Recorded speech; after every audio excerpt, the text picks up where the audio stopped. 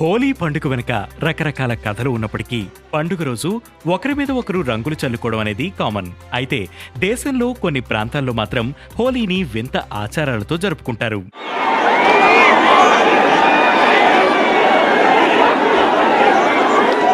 నిజామాబాద్ జిల్లా బోధన్లోని హున్సా అనే గ్రామంలో ఊళ్ళో హోలీ రోజు మగవారు పిడిగుద్దులతో ఒకరినొకరు గుద్దుకుంటారు.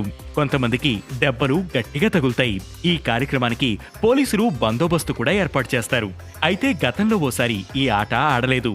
అప్పుడు ఆ ఊళ్ళో నీళ్ల ట్యాంకు కూలిపోయింది. దీంతో ప్రతి ఏడాది హోలీ రోజు ఖచ్చితంగా ఆ ఆటను ఆడుతున్నారు. మహారాష్ట్రలోని బీడ్ జిల్లాలో విదా గ్రామంలో హోలీ రోజు కొత్త అల్లుళ్లను గాడిదపై ఎక్కించి ఊరేగించి కొత్త బట్టలు పెడతారు. హోలీ వస్తుందంటే చాలు ఈ ఊళ్ళోని కొత్త అల్లుళ్ళు పారిపోతారు. కొంతమంది దాక్కుంటారు. చివరికి వారిని వెతికి తీసుకువచ్చి ఊరేగిస్తారు. అక్కడ గత 100 ఏళ్ల నుంచి ఈ ఆచారం పాటిస్తున్నారు.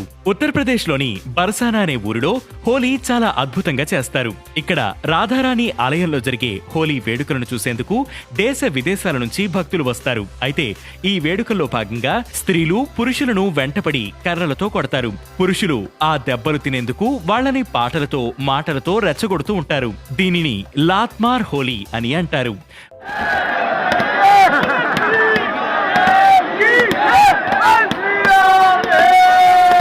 మధ్యప్రదేశ్ రాష్ట్రంలోని కొన్ని ప్రాంతాలలో గిరిజనులు హోలీకి వారం రోజుల ముందు భగోరియా పండుగ చేసుకుంటారు.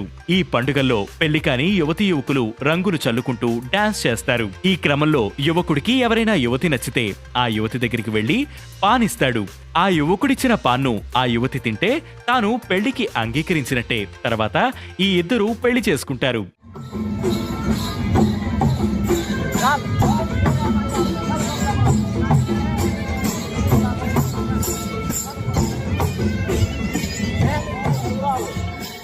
అహ్మదాబాద్ లో హోలీ వేడుకల్లో భాగంగా ఉట్టికొట్టే సాంప్రదాయం ఉంది.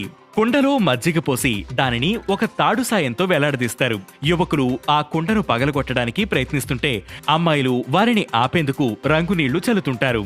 ఏదైతేనేం ఎవరైతే కుండను పగలగొడతారో వారిని హోలీ రాజుగా ప్రకటిస్తారు.